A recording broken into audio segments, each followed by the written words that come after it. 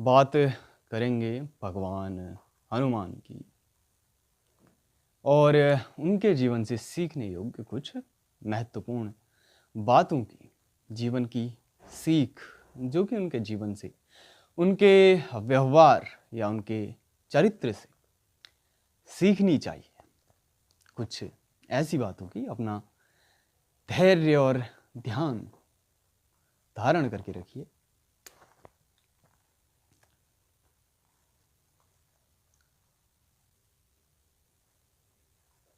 तो बात करेंगे भगवान हनुमान की।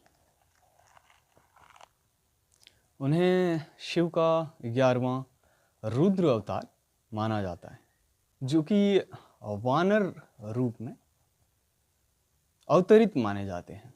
वानर रूप जिसमें सर एक बंदर का होता है और जो धड़ होता है वो एक मनुष्य की तरह होता है। और जितने भी भगवान जिनका सर एक जानवर का है, उनमें एक अलग तरीके की बुद्धिमत्ता, एक अलग तरीके का बल है। इसलिए ये मान लेना कि जानवरों में कम बुद्धि होती है और इंसानों में अधिक, ये भी उचित नहीं है। और वानर रूप में होने के कारण उनका बल भी अतुलनीय है। बहुत कम ही ऐसे कथाएं या किस्से हो सकती हैं जिनमें भगवान हनुमान किसी से भी हारे हों। और वे कमजोरों के, भक्तों के हमेशा रखवाले माने जाते हैं। लेकिन कथा कुछ विपरीत भी कहती है। वे बचपन में ऐसे बिल्कुल भी नहीं थे। जब वे अपने बाल्यकाल में थे तो वे बहुत ही उद्दंड स्वभाव के थे। और यहाँ ध्यान देने योग्य बात यह है कि उद्दंड स्वभाव हमें हमारे गुणों का अविस्मरण करा सकता है।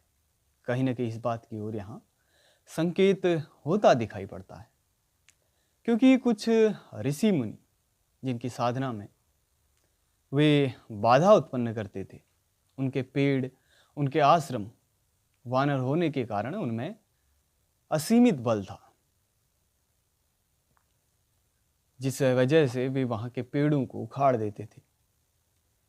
कई बार पत्थरों को इधर उधर करना या कुटिया को ध्वस्त करना, ये सब उनके मुख्य कार्य रहते थे। और ऋषि मुनि साधु संत जो भी वहाँ मौजूद होते थे उनसे काफ़ी परेशान रहते थे। तो कुछ सिद्ध जो ऋषि मुनि थे उन्होंने उन्हें शाप दे डाला कि उन्हें अपनी शक्तियों का अविस्मरण हो जाएगा, वे उन्हें भूल जाएंगे और तब तक जब तक कि उन्हें कोई अन्य व्यक्ति या कोई अन्य उन्हें इस बात का विस्मरण नहीं कराता कि उनमें कितनी सारी शक्तियां हैं। तो जब लंका को पार करने की बात आई तब कहते हैं कि जामवंत ने उन्हें उनकी शक्तियों का आभास कराया, उनकी शक्तियां स्मरण कराई। उसी प्रकार से कभी कभार कुछ चीज़ों के लिए गुरु आवश्यक है, खासकर किसी कला को एक उन्नत स्तर तक पहुंचाने में, खासकर जबकि वो मनवांछित हो या आपको अपने मन के अनुरूप कुछ प्राप्त करना हो। हालांकि ये बिना सहायता के भी संभव है, लेकिन काफ़ी कठिन है और इसमें हो सकता है कि वो मनवांछित परिणाम ना रहे। इसलिए अगर आपको परिणाम अपने मन के मुताबिक चाहिए तो आपको गुरु की आवश्यकता तो पड़ेगी। आपको मार्गदर्शन अवश्य चाहिए अगर आपको परिणाम अपने अनुरूप चाहिए। अन्यथा आप अपनी अद्वितीयता के अनुसार चीज़ें देख सकते हैं। गुरु एक प्रकार से हमें दर्पण दिखाता है, शीशा दिखाता है, जिसमें हम जैसे हैं हमें हमारा मुख वैसा दिखाई पड़ता है। अगर दर्पण ना हो तो व्यक्ति अपना मुख नहीं पहचान सकता। उसी प्रकार से गुरु ना हो तो कुछ चीज़ों का पता चल पाना लगभग असंभव है।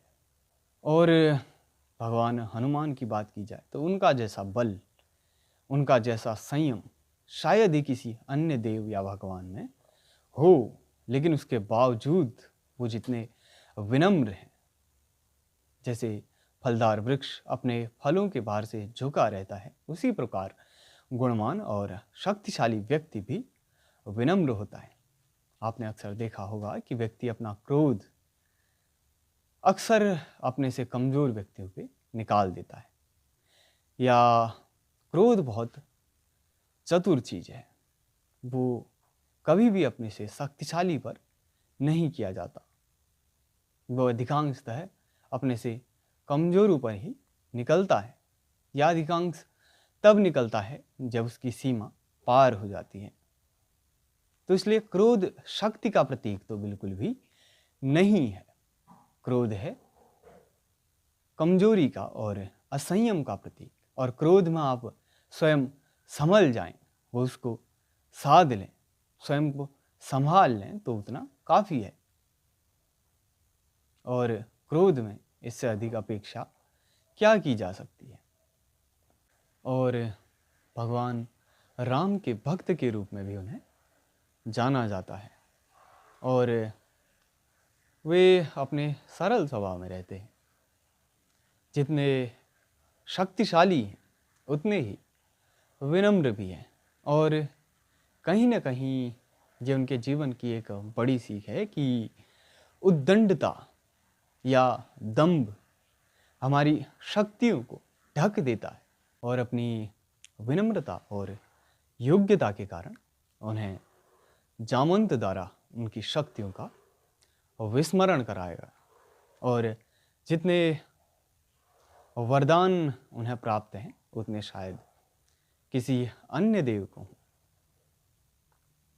और वे ब्रह्मचारी भी, और अक्सर ब्रह्मचारियों का स्वभाव कठोर होता है, लेकिन उनके लिए ऐसा भी नहीं, वे बहुत ही विनम्र स्वभाव के हैं, और अपने कुछ ऐसे ही गुणों के कारण वे महाधैर्यशाली और शक्तिशाली हैं।